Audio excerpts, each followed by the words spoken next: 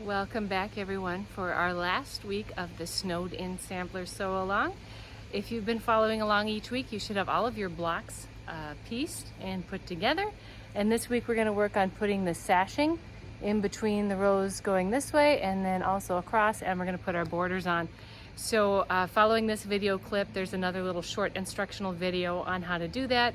There isn't a whole lot I can teach with that, so it's very quick this week. It'll take you a little longer to sew things together than it will for me to teach you how to do it. So before we get to the instructional video, I wanted to talk about who won our giveaway last week for the little Mr. Frosty kit. And the winner that the random number generator picked was Kim Petershak. And she's the one who actually posted the most photos of her blocks and things as she was working on them. So she had a few more entries than anyone else, I guess, so it was fitting that she won that giveaway. So this is what she is going to be able to make.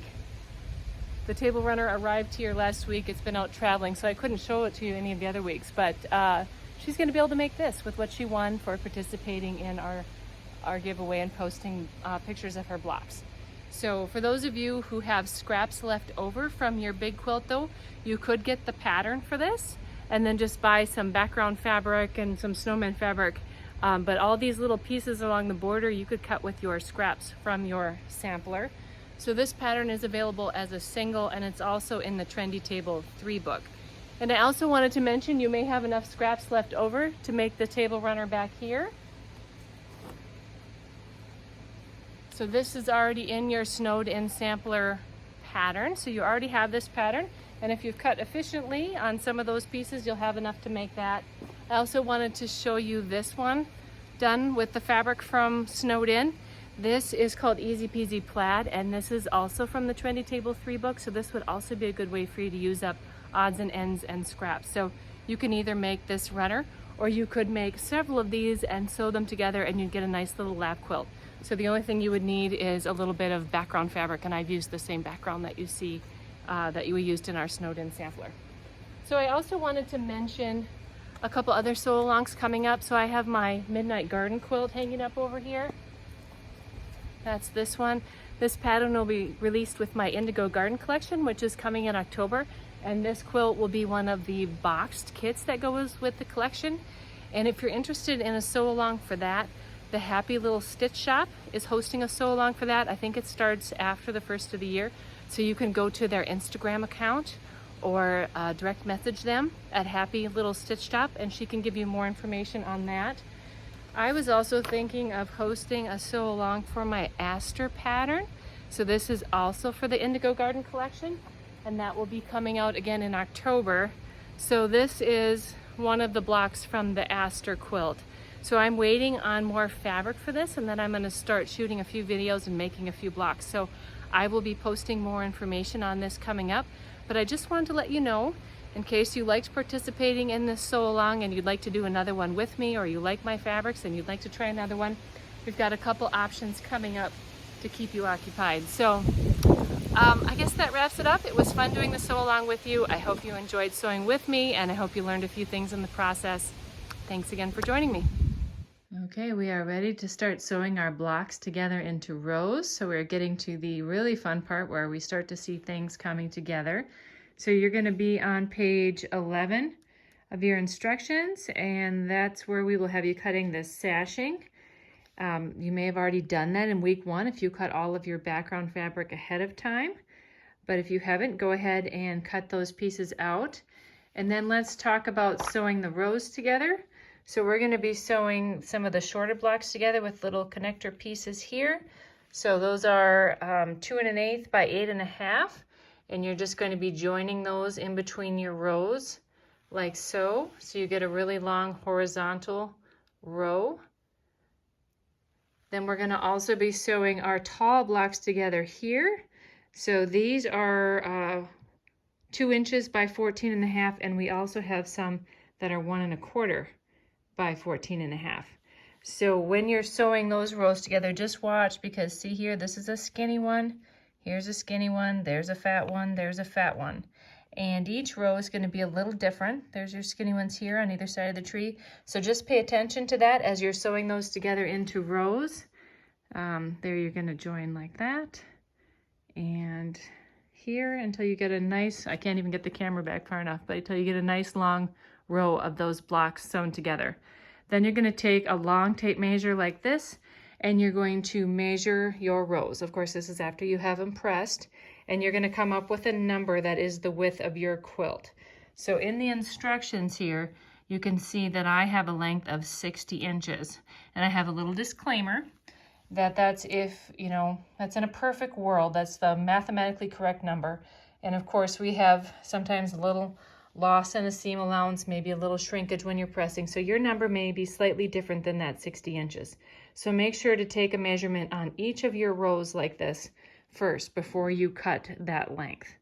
And just a note about fitting things together, I wanted to show an example of this block and this block here. This block is actually slightly shorter than the 14.5. And I made several blocks that are like that. This one here too. This one turned out just the perfect right size. And for some reason, this one turned out 1/4 inch small. And occasionally that'll happen, you know. Same person sewing them, same person cutting, pressing.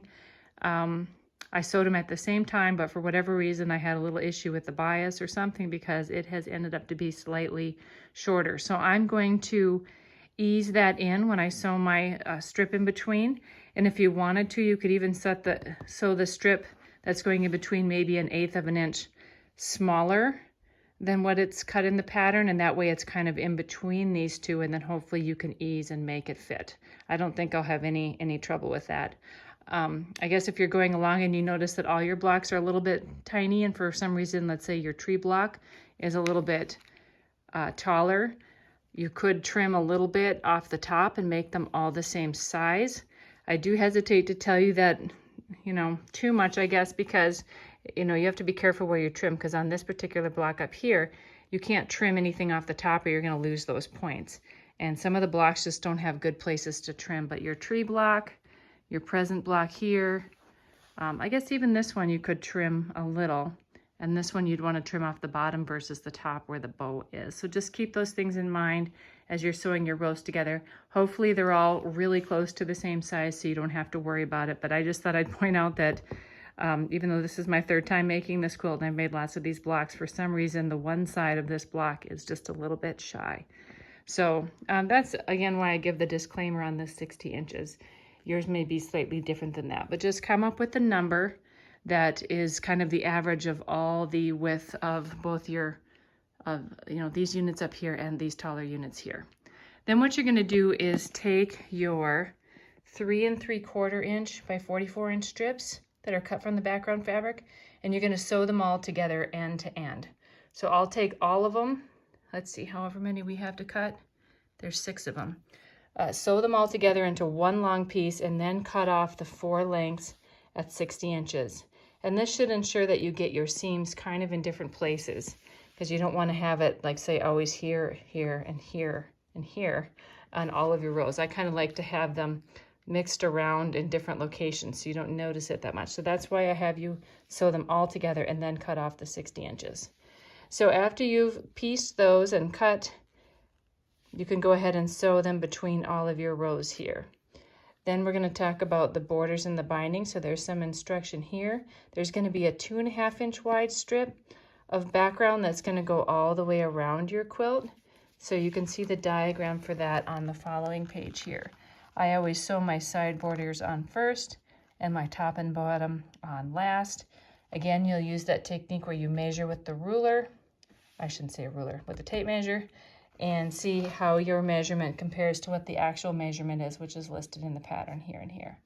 Then you're going to do the same thing with that outer black floral border. And again, you can see that on this page here. So that's all you have to do this week. Sew your horizontal or your vertical sashing, then your horizontal sashing, then your inner border and your outer border, and you're all done.